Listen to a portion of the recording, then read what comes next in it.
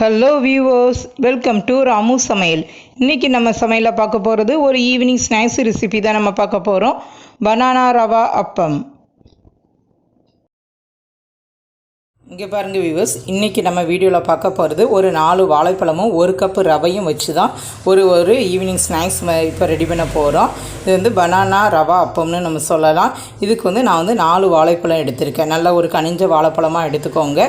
இப்போ இதுக்கு கூட போட்டு அரைக்கிறதுக்கு 4 ஏலக்காய் எடுத்திருக்கேன். இப்போ இதில் உள்ள சீட்ஸை மட்டும் எடுத்து மிக்ஸி ஜாரில் போட்டு நல்லா ஃபைன் பேஸ்ட்டாக அரைச்சி எடுத்துகிட்டு வந்துடலாம். பாருங்கள், இப்போ வாழைப்பழமும் ஏலக்காயும் நான் ஃபைனாக அரைச்சி ஒரு மிக்சிங் பவுலில் ஆட் பண்ணிட்டேன். இப்போ இதில் நான் 1 கப் அளவுக்கு ரவை எடுத்திருக்கேன். இதை இதில் அப்படியே ஆட் பண்ணிடலாம். 1 கப்பு ரவை. அதுக்கப்புறம் இதில் கொஞ்சமாக பைண்டிங் ஏஜெண்ட்டாக ஒரு 1/4 கப் அளவுக்கு கோதுமை மாவு எடுத்திருக்கேன். இதையும் இதில் ஆட் பண்ணிடலாம். ஆட் பண்ணியாச்சு. இப்போ இதில் ஒரே ஒரு சிட்டிகை உப்பு ஆட் பண்ணிடலாம். இப்போ இதுக்கு ஒரு 3/4 கப் அளவுக்கு நாட்டு சக்கரை எடுத்திருக்கேன். இதையும் இதில் ஆட் பண்ணிடலாம். இது நல்லா க்ளீனாக இருக்கப்போ நான் அப்படியே ஆட் பண்ணிடுறேன். நீங்கள் வெல்லம் போட்டிங்கன்னா அதை கொஞ்சம் தண்ணி விட்டு பாகு காய்ச்சி கூட நீங்கள் ஆட் பண்ணிக்கலாம். இப்போ இதை கலந்து விட்டுருங்க. கலந்து விட்டுட்டு இப்போ இது ரொம்ப இதாக இருக்குது பார்த்திங்களா, உதிரியாக இருக்குது பாருங்கள்.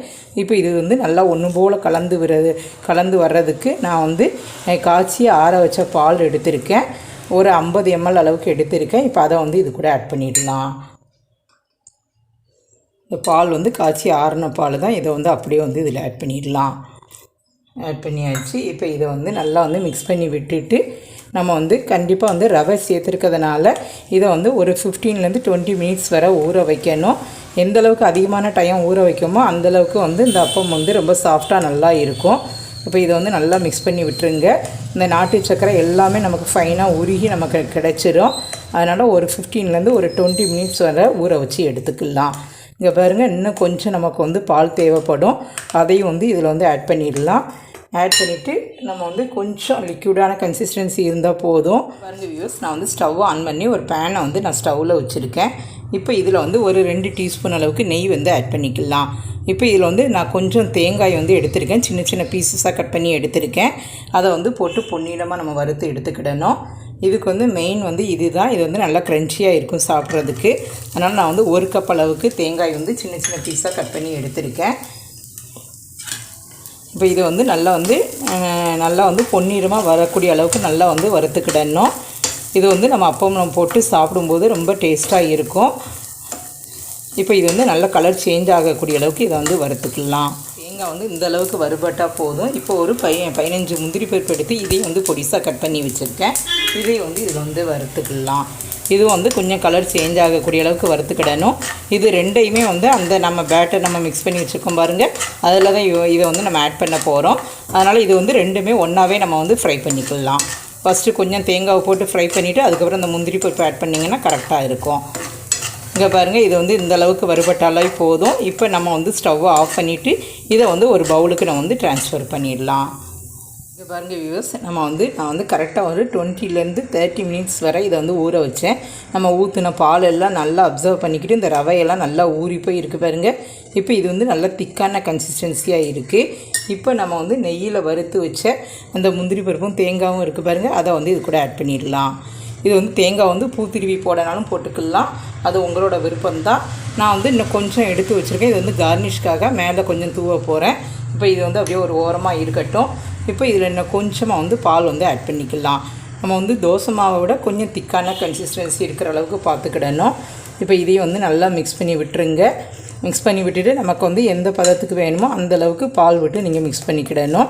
ஒருவேளை உங்களுக்கு பால் விட்டு மிக்ஸ் பண்ண விருப்பம் இல்லைன்னா நீங்கள் நார்மலாக உள்ள வாட்டர் கூட ஆட் பண்ணிக்கலாம். அது உங்களோட விருப்பம் தான். நான் பால் விட்டு செய்யும்போது குழந்தைங்களுக்கு இன்னும் கொஞ்சம் ஹெல்த்தியாக இருக்குங்கிறதுக்காக செஞ்சுருக்கேன். இப்போ இது என்ன கரெக்டாக இருக்குது பாருங்கள். இப்படி இன்னும் கொஞ்சம் லிக்விடாக இருக்கணும். இன்னும் கொஞ்சம் பால் விட்டு நான் மிக்ஸ் பண்ணி எடுத்துகிட்டு வந்துடுறேன். நான் இந்த அளவுக்கு மிக்ஸ் பண்ணி எடுத்துகிட்டு வந்துட்டேன். இப்போ இந்த ஸ்டேஜில் நான் இந்த மாவில் எல்லாத்துலேயுமே சேர்த்து ஒரு 2 டீஸ்பூன் அளவுக்கு நெய் எடுத்துகிட்டு வந்திருக்கேன். இதை அப்படியே இதில் ஆட் பண்ணிடலாம். நம்ம ஒவ்வொரு அப்பமும் சுடும்போது நெய் ஆட் பண்ணுறத விட இப்படி மாவில் ஒன்றா கலந்துட்டிங்கன்னா ரொம்ப வசதியாக இருக்கும். இப்போ இந்த அளவுக்கு நெய் ஆட் பண்ணியிருக்கேன். இப்போ இதையும் நல்லா மிக்ஸ் பண்ணி விட்டுருவோம். இப்போ நம்ம அப்பம் ரெடி பண்ணதுக்கு ஒரு பேனை நான் ஸ்டவ்வில் வச்சுக்கலாம். பாருங்கள் வியூவர்ஸ், நான் வந்து ஸ்டவ் ஆன் பண்ணி இந்த ஆப்பக்கல்னு சொல்லுவாங்கள்ல அந்த பேன் வந்து நான் ஸ்டவ்வில் வச்சுருக்கேன். இப்போ இதில் தான் நான் வந்து இன்றைக்கி ரெடி பண்ண போகிறேன். நீங்கள் வந்து நார்மலாக உள்ள தோசைக்கல்லையும் ரெடி பண்ணிக்கலாம், இல்லைன்னா நம்ம வந்து பேன்லாம் இருக்குல்ல அதில் கூட கொஞ்சமாக வந்து இதை ஆட் பண்ணி நீங்கள் ரெடி பண்ணிக்கலாம். அது உங்களோட விருப்பம்தான். இப்போ நான் வந்து இதில் தான் செய்தேன். இது வந்து நம்ம வந்து ரொம்ப தோசை மாதிரி தடவி விட போகிறதில்ல. இது வந்து நல்லா ஆப்பம் வந்து நல்லா திக்காக கொஞ்சம் குண்டாக மெத்துன்னு தான் இருக்கும். இங்கே பாருங்கள், இந்த அளவுக்கு இருந்தால் போதும். ஸ்டவ்வை வந்து மீடியமான ஃப்ளேம்லேயே வச்சுக்கோங்க. இப்போ இதுக்கு வந்து இன்னும் கொஞ்சம் இந்த கார்னிஷ்காக நான் வந்து இந்த தேங்காய் முந்திரி பருப்பெல்லாம் வறுத்து வச்சேன் பாருங்கள், அதை வந்து இதுக்கு மேலே வந்து ஆட் பண்ணிடலாம். ஆட் பண்ணும்போது இன்னும் கொஞ்சம் சாப்பிட்றதுக்கு ரொம்ப டேஸ்ட்டாக இருக்கும். இது வந்து ஆப்ஷனல் தான், நீங்கள் வேணால் போடுங்க, இல்லைனா நீங்கள் வந்து மாவுலேயே வந்து நீங்கள் ஆட் பண்ணிக்கோங்க. அது வந்து உங்களோட விருப்பம்தான். இப்போ இதை வந்து ஒரு மூடி போட்டு இதை வந்து வேக வச்சுக்கிடுவோம். மேலே கொஞ்சம் வந்து வேகட்டும். இங்கே பாருங்கள், இப்போ இது வந்து மேலே நல்லா கொஞ்சம் வெந்திருக்கு. இப்போ இந்த ஸ்டேஜில் இதில் வந்து சைடில் கொஞ்சமாக வந்து ஆயில் வந்து ஆட் பண்ணிக்கலாம். நீங்கள் வந்து நெய் விட்டு செய்யனாலும் செய்யலாம், அது வந்து உங்களோட விருப்பம்தான். நான் வந்து மொத்தமாக மாவுலேயே வந்து ஆட் பண்ணியிருக்கேன். அதனால் இப்போ இதில் வந்து கொஞ்சமாக வந்து கோகோனட் ஆயில் தான் ஆட் பண்ணியிருக்கேன். இது வந்து இந்த தேங்காயெல்லாம் போட்டு செய்யும்போது அந்த இன்னும் கொஞ்சம் அந்த ஃப்ளேவர் வந்து ரொம்ப நல்லாயிருக்கும். இங்கே பாருங்கள், இது வந்து நல்லா அப்படியே நைஸாக எடுத்து அந்த சைடு வந்து திருப்பி விட்டுருங்க. பாருங்கள் வியூவர்ஸ், நான் வந்து 2 பக்கமும் நல்லா திருப்பி விட்டு நல்லா புன்னிறமாக நான் எடுத்திருக்கேன். இங்கே பாருங்கள் எவ்வளோ அருமையாக நமக்கு பனானா ரவா அப்பம் ரெடியாக இருக்குது பாருங்கள். இப்போ இதை வந்து அப்படியே ஒரு பிளேட்டுக்கு நம்ம ட்ரான்ஸ்ஃபர் பண்ணிடலாம். வியூவர்ஸ், இந்த ரெசிபியை நீங்கள் ரொம்ப என்ஜாய் பண்ணியிருப்பீங்கன்னு நினைக்கிறேன். உங்களுக்கு இந்த வீடியோ பிடிச்சிருக்குன்னா லைக் பண்ணுங்கள், ஷேர் பண்ணுங்கள். மறக்காமல் ராமு சமையலுக்கு சப்ஸ்கிரைப் பண்ணிவிட்டு பக்கத்தில் இருக்க பெல் ஐக்கானை கிளிக் பண்ணிடுங்க. Okay viewers, thank you.